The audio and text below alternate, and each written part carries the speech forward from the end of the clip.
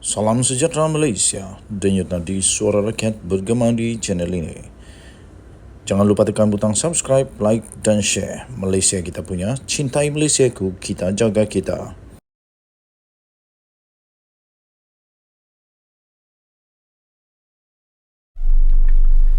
Salam sejahtera Malaysia, denyut nadi suara rakyat bergema di channel ini. Tahniah diucapkan kepada polis di Raja Malaysia yang telah berjaya mematahkan beberapa sindiket sehingga adanya penangkapan terbaru. Datuk di antara 4 yang ditahan kerana menawar projek berkaitan minyak dan gas di Sabah.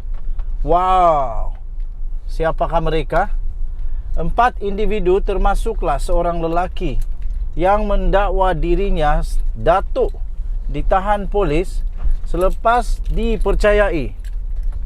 dipercayai cuba untuk memperdayakan orang ramai dengan menawarkan projek berkaitan minyak dan gas di negeri ini, iaitu di Sabah.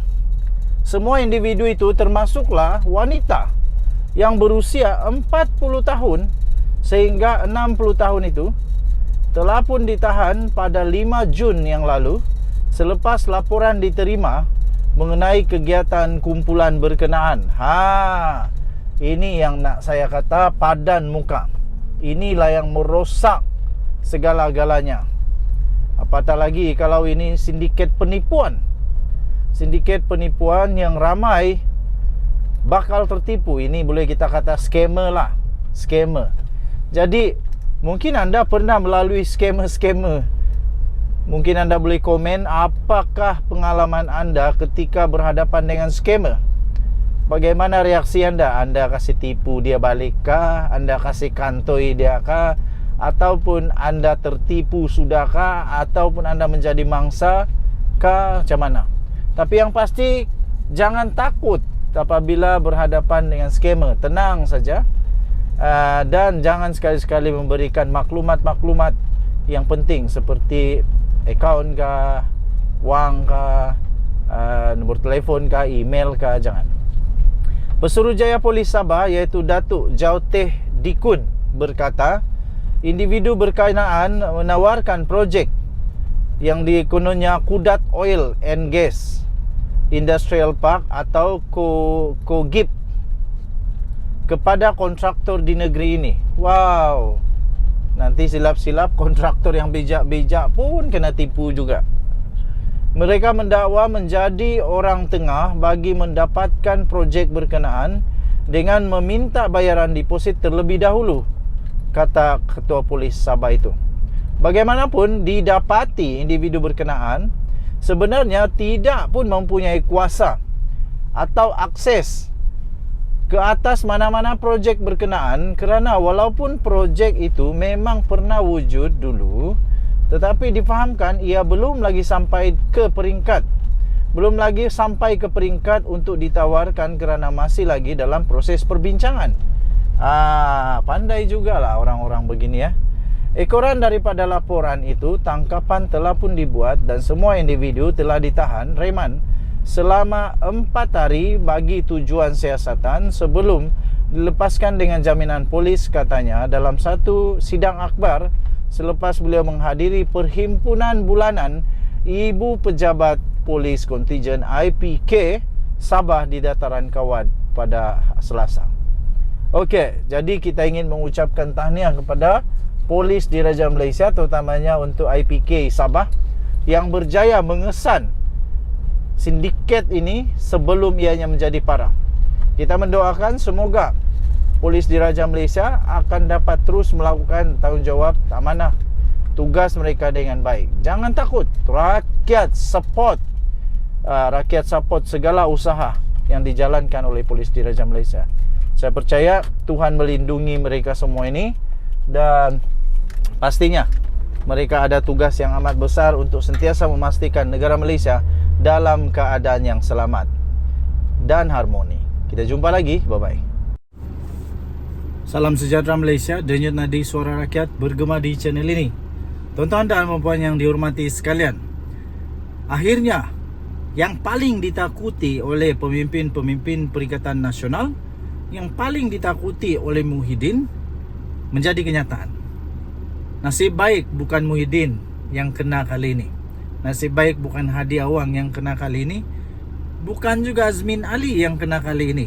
Tetapi dikabarkan kali ini yang kena ialah Hamzah Zainuddin sendiri, yang mana kita tahu beliau telah dikaitkan oleh seorang tokoh businessman jutawan di Malaysia ini, yang mengaitkan beliau dengan rasuah. Dan akhirnya Lembaga Hasil Dalam Negeri LHDN telah menyerbu rumah Hamzah Zainuddin. Yang mengejutkan ialah penemuan-penemuan yang mungkin telah ditemui di sana nanti. Lembaga Hasil Dalam Negeri atau LHDN telah dilaporkan sudah membuat serbuan ke rumah Ketua Pembangkang Perikatan Nasional, iaitu Hamzah Zainuddin, di rumahnya di Damansara di Kuala Lumpur. Ketika dihubungi, sumber yang dekat dengan kepimpinan Bersatu telah pun mengesahkan dengan berita serbuan daripada Lembaga Hasil Dalam Negeri itu.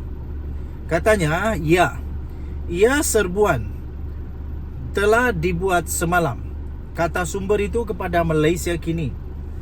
Tuan-tuan dan puan yang dihormati sekalian, terdahulu laporan The Star dan Free Malaysia Today telah memetik sumber sebagai berkata mendakwa Lembaga Hasil Dalam Negeri LHDN telah pun menyerbu kediaman ahli Parlimen Larut itu.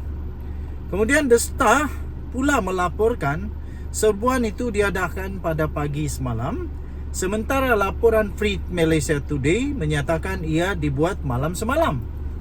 Menurut laporan The Star, serbuan itu dibuat ekoran daripada dakwaan cukai pendapatan yang tak dilaporkan. Nah, menurut The Star, sumber mendakwa yang Hamzah Zainuddin berada di rumah pada ketika serbuan itu dijalankan, dilaksanakan, dan fail serta dokumen-dokumen berkaitan dengan akaun dan pemilikan aset telah pun dirampas. Sumber yang dekat dengan Hamzah Zainuddin juga dipetik berkata ia merupakan tindakan bermotifkan politik oleh pihak berkuasa, memandangkan pemimpin Bersatu yang sentiasa merekodkan cukainya. Takkanlah sekarang tiba-tiba ada pula tuduhan kepada LHDN. Janganlah tuduh-tuduh saja. Saya fikir LHDN tidak akan membuat serbuan itu kalau tidak ada kes, pertama. Kedua, serbuan itu memerlukan waran kelulusan. Jadi kalau itu yang didakwa oleh sumber yang dekat dengan Hamzah Zainuddin itu, dia sedang mempersoalkan kredibiliti daripada LHDN. Jangan main-main. Katanya LHDN tidak menyatakan secara terperinci sebab serbuan sama ada berkaitan cukai, melibatkan syarikat atau projek tertentu atau tidak. Saya fikir tak payah diberitahu, dah tahu pun. Kemudian dia kata Hamzah masih menunggu dokumen dari LHDN katanya. Dokumen apa yang ditunggu? Keputusan kah? Takkanlah Hamzah Zainuddin tak melawan kalau tak ada kuasa daripada LHDN, tak ada diberikan kuasa, surat waran kah? Takkanlah dia tak lawan. Jadi dokumen apa yang dia tunggu? Malaysia Kini telah menghubungi Bersatu dan pemimpin Bersatu untuk mendapatkan pengesahan dan komen berhubung perkara ini. Denyut nadi suara rakyat bergema di channel ini. Kita jumpa lagi pada berita akan datang. Bye-bye.